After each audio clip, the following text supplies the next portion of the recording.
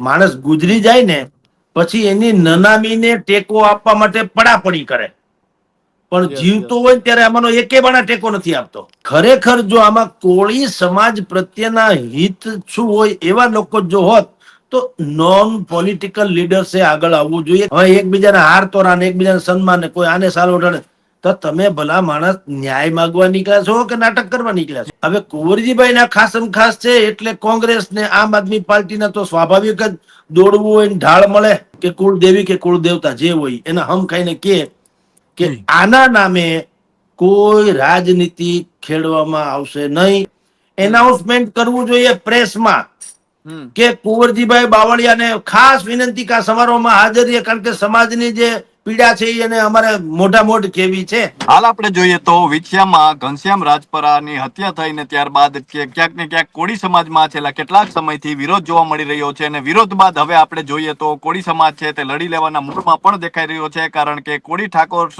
સેના દ્વારા જે રીતે કહેવામાં આવ્યું છે કે આગામી 9 માર્ચે વિછિયામાં મહાસંમેલન ભરાવાનું છે, અને એવું પણ કહેવામાં આવી રહ્યું છે કે લાખો લોકો છે, લાખો કોળી સમાજના લોકો છે તે એકઠા થઈ શકે છે, અને અનેક માંગ રહેવાની છે. કેસો પાછા ખેંચવાથી લઈને અનેક પ્રકારની માંગો પણ રહેવાની છે. ત્યારે હાલ ગુજરાતભરમાં મુદ્દાને લઈને ચર્ચાઓ થઈ રહી છે. ત્યારે આ જ ચર્ચાને લઈને વાત કરવા માટે આપણી સાથે હેડલાઇન ન્યૂઝના ગ્રુપ એડિટર અને વરિષ્ઠ પત્રકાર જગદીશ મહેતા સર જોડાઈ ચુક્યા છે. તો આવો તેમની સાથે જ સીધી વાત કરીએ, વાત ગુજરાતી પર.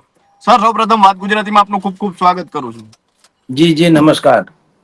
સર, શું કહેશો, જે રીતે કોળી સમાજ દ્વારા આગામી સમયમાં 9 માર્ચે જે મહાસંમેલન ભરાવાનું છે વિછિયામાં, કહેવાય રહ્યું છે કે લાખો સમાજના લોકો છે એકઠા થઈ શકે છે, અને ક્યાંક ને ક્યાંક સર હવે અંદરો અંદર પણ આપણને વિરોધ જોવા મળી રહ્યો છે. અનેક લોકોનું કહેવું છે, કોળી સમાજના લોકોનું કહેવું છે કે આ ક્યાંક ને ક્યાંક રાજકીય સ્ટન્ટ પણ હોઈ શકે છે, અને હાલ તમામ પ્રકારની ચર્ચાઓ થઈ રહી છે. સર, કઈ રીતે જોઈ રહ્યા છો?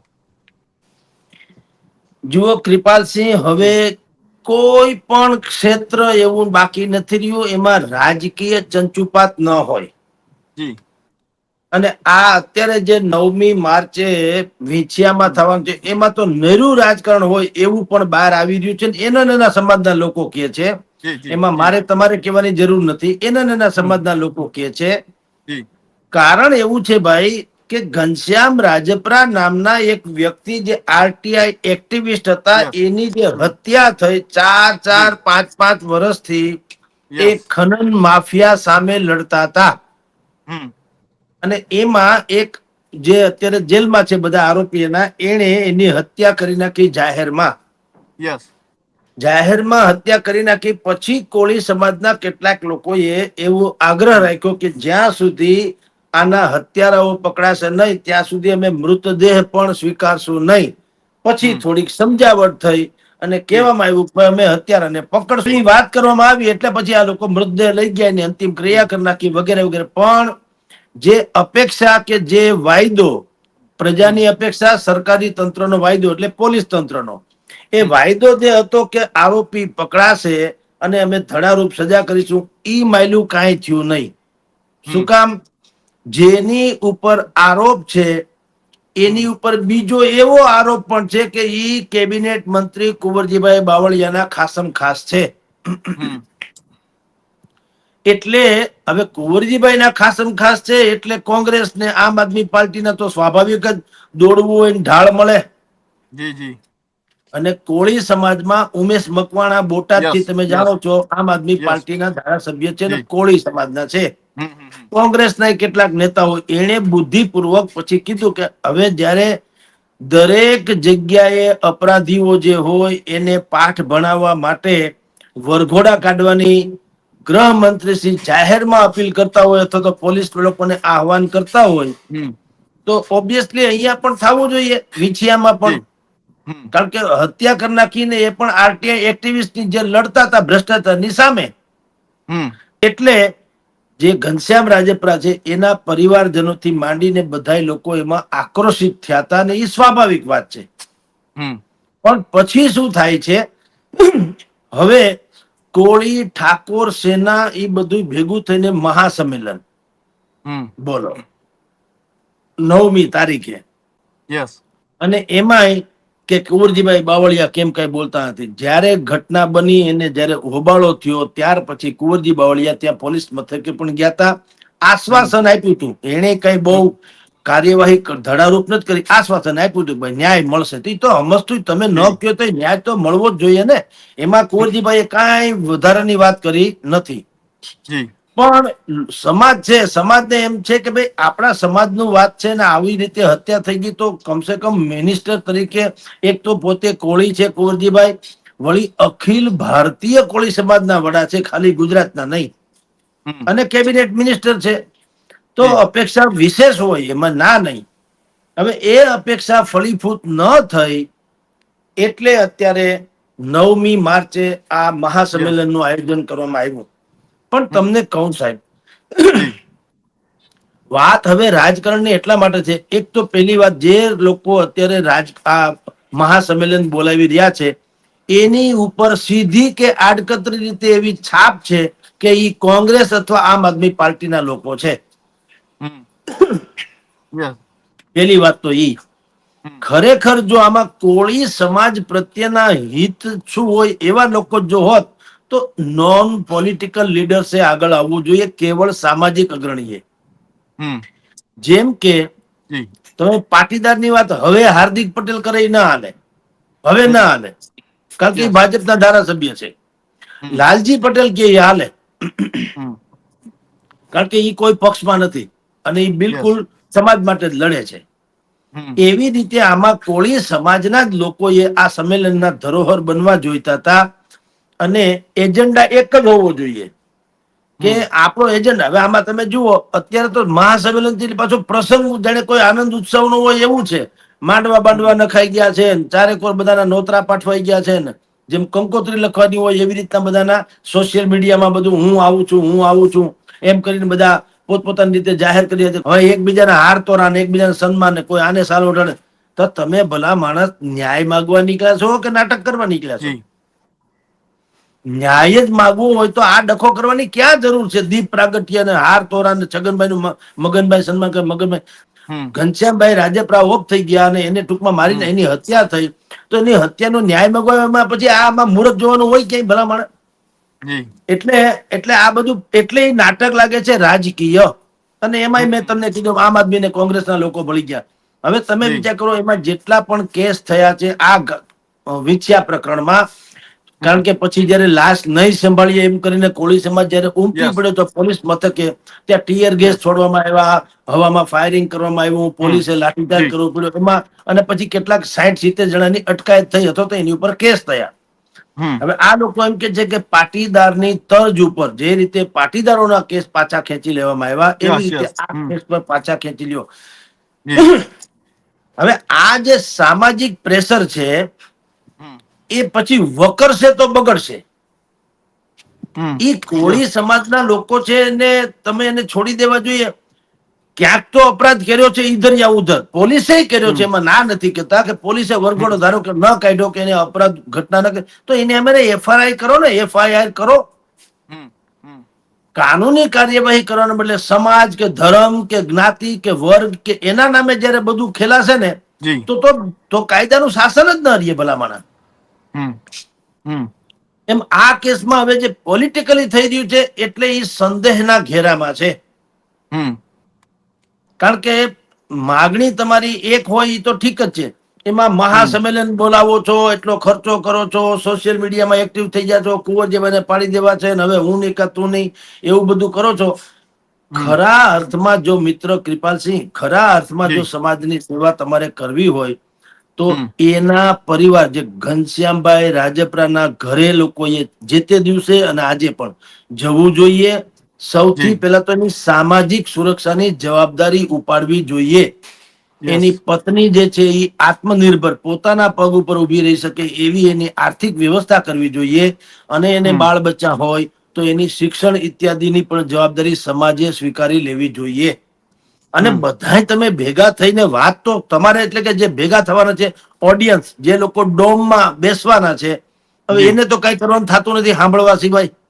અને હમ બાકી મંચ ઉપરથી બધા ફાકા ફોજદારી કરશે દુનિયાભરની. કોઈ હમ કરતા કોઈ વ્યક્તિ એવું પ્રણ નહીં લે કે ભાઈ જી મારે 2-3 પ્રણ લેવા છે. નંબર 1 હમ આ મુદ્દો કે કોળી સમાજના મુદ્દે હું જે કાંઈ પણ કરીશ આંદોલન આજે અથવા ભવિષ્યમાં, આનો જી હું કોઈ પણ ભોગે રાજકીય ઉપયોગ નહીં કરું. હું રાજનેતા થવા નીકળ્યો નથી, સમાજનું જ કરીશ. એવા શપથ નહીં લે કુળદેવીના હમ ખાઈને કે ધૂપેલી ઉપાડીને. એમ હમ પ્રોટોકોલી શપથના કાંઈ વેલ્યુ નથી. પ્રોટોકોલી શપથ હમ પણ આપણા સમાજમાં હજી કુળદેવી, સંતાનો, અમારી ધર્મસ્થાનકો, જ્ઞાતિ, આવા બધા બાબતોના સમ લગભગ ખોટા નથી ખવડતા મોટા ભાગના હમ કિસ્સામાં. પછી કેજરીવાલ જેવા તો અજગરની જેમ ગળી જાય જુદી વાત છે. હમ એને કીધું તું મારા છોકરાને હમ હું નહીં આવું ચૂંટણીમાં, એવું અહીંયા હાર્દિક પટેલ થી માંડીને કોઈ અલ્પેશભાઈ એ બધાએ હમ પણ કીધું હતું. અને બધા અત્યારે રાજકારણમાં ટેસડા કરે. ન પાડે તો ભાઈ એનો કઈ બીજો ઉકેલ નથી. સમાજે સમજવું જોઈએ કે આને પછી સ્વીકારવા કે કેમ. પણ હમ અહીંયા કુળદેવીના નામે પેલા તો ઓડિયન્સ જે આવશે ને વિછિયામાં, હમ એને કેવું જોઈએ કે નેતાઓને સૌથી પહેલા ભાષણ કરી પેલા ભાઈ 1-2 મિનિટ મને સાંભળી લો. કોઈ પણ એક કોમન માણસે, બેન દીકરીએ પણ, યા તો મોટા ભાગની વાત તો તમને કહું, જી ઘનશ્યામભાઈ રાજપરાના પરિવાર, એના પત્ની કે સંતાનો કે એના નિકટના સંબંધી, એને પેલા હમ તો સૌથી પહેલા એક વાત કરવી જોઈએ કે સૌથી પહેલા તમે કોઈ પણ માણસ દીપ પ્રાગટ્ય કરવાનું થતું નથી. આ કઈ મંગલ પ્રસંગ છે નહીં. જી પણ મંચ ઉપર બેઠા એ પેલા માતાજીના નામે ધૂપેલી ઉપાડે અથવા તો એને કુળદેવીના હમ ખાય. દાખલા તરીકે હમ કે કુળદેવી કે કુળદેવતા જે હોય એના હમ ખાઈને કે જી આના નામે કોઈ રાજનીતિ ખેડવામાં આવશે નહીં. તો સવાલ એ છે કે જી પહેલી વાત તો સંમેલનમાં જો આ પ્રકારની શપથવિધિ કરાવડાવવામાં આવે જી ઘનશ્યામભાઈ રાજપરાના પરિવારજનો તરફથી, કે તો જ તમને સંમેલનની છૂટ જી આપીએ અથવા તો અમારા નામે વાત કરવાની છૂટ આપીએ કે હમ તમે આની રાજનૈતિક ઉપયોગ નહીં કરો, તો ઈ જી સમાજનું સંમેલન હોય એવું સાબિત થાય. બાકી યસ બધું તમે જાણો છો જી કૃપાલસિંહ, બધા જી તાળીઓ પાડીને પોતે મંચ ઉપર જેટલા બેઠા ઈ બધા નેતા છે. ઈ સાબિત હમ થઈ જશે. ઘનશ્યામભાઈ રાજપરાના પરિવારને એમાંથી જી પાવલાનો ફાયદો નહીં થાય. એટલે હમ ઠીક છે, સમાજના નામે બધી રાજનીતિઓ ચાલી રહી છે, પણ હમ એમાં હવે લોકોએ અને ખાસ કરીને પીડિત જેના નામે આ બધું થતું હોય એને તો જી શરત અન્યથા એને આવવાની ના પાડવી જોઈએ, વિડીયો જાહેર જી કરીને કે ભાઈ જી આમાં અમારામાં કઈ લેવા દેવા નથી, અમને કોઈ મદદ કરી નથી અથવા તો કરવાના નથી, અમારા નામે હમ રાજનીતિ ફેલાય છે, કોઈએ ન આવું. એવું ન જી હોય ધારો કે, અને ખરેખર આ લોકો હમ સમાજ માટે જ ભેગા થવાના હોય તો હમ પાછી એટલી જી જ વાત છે. તો એને ને એને એટલે કે ઘનશ્યામભાઈ રાજપરાના પરિવારજનો એ જ પાછો વિડીયો મૂકવો જોઈએ કે આવજો બધા ભેગા થાજો ને લડી લેજો. હમ તો પાછો જી વાંધો નથી. આપણે આ જો હમ ને તો વાળી વાત છે. યસ આપણને ખબર નથી કે ત્યાં મંચ ઉપર જે આવવાના છે એ અત્યારે એના મનમાં શું રમે, પણ અત્યારે આપણે જે આંકલન કરીએ શું છે, ઓવરઓલ આંકલન કરીએ છીએ. મોટા હમ ભાગે આમ થતું હોય છે. એવું જી ન થાય એટલે હમ આપણે આ વાત કરીએ છીએ કે જે કોળી ઠાકોર સેના દ્વારા આયોજિત સંમેલન છે હમ એ સંમેલનનું કમસે કમ રાજનીતિકરણ ન થાય એ સૌથી જી ઉચિત વાત છે. જી જી હમ કૃપાલસિંહ.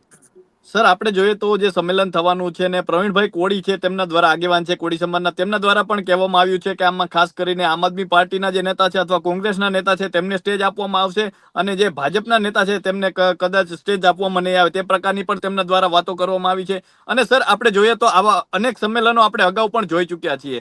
તો સર આ સંમેલનનું તમે કઈ રીતે જોઈ રહ્યા છો? કૃપાલસિંહ, જે રીતે પ્રવીણભાઈ કોળીએ કીધું એવું જ જી ધારો કે થાય હમ તો સમજવું કે આ નેરુ નાટક છે. હમ કારણ એવું છે કે આ સમાજનું સંમેલન છે, ભાજપ કોંગ્રેસ કે આમ આદમીનું નહીં.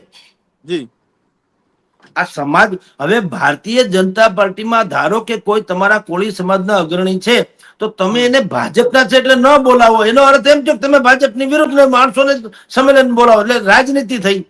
હમ તમારે ઉલટાનું એને વિશેષ બોલાવવું. હું તો એમ કહું તમારે કુંવરજીભાઈ બાવળિયાને ખાસ કરીને બોલાવવા જોઈએ કે હમ ભાઈ તમે અમારા સમાજના મોભી છુઓ, તમે કેબિનેટ મિનિસ્ટર છુઓ, ગુજરાત ભરના નહીં પણ દેશભરના કોળી સમાજના સૌથી અગ્રગણ્ય નેતા છુઓ, એક ચહેરો છુઓ.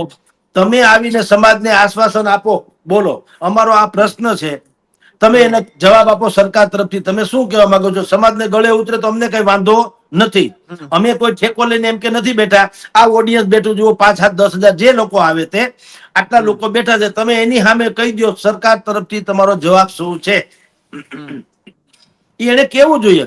પણ હવે ઉમેશ મકવાણા જ આવે અને બોટાદ થી બીજા જ આવે ને ભાવનગર થી ત્રીજા જ આવે ને ભાજપ વાળા નહીં ને કોંગ્રેસ વાળા આવે, આમ આદમી વાળા, એનો અર્થ એમ છે કે તમારે ઘનશ્યામ રાજપરાને ઢાલ બનાવી ભારતીય જનતા પાર્ટીને પ્રહાર કરવો છે અને તમારી છબી ચમકાવી. જો આવું થાય તો કહું છું.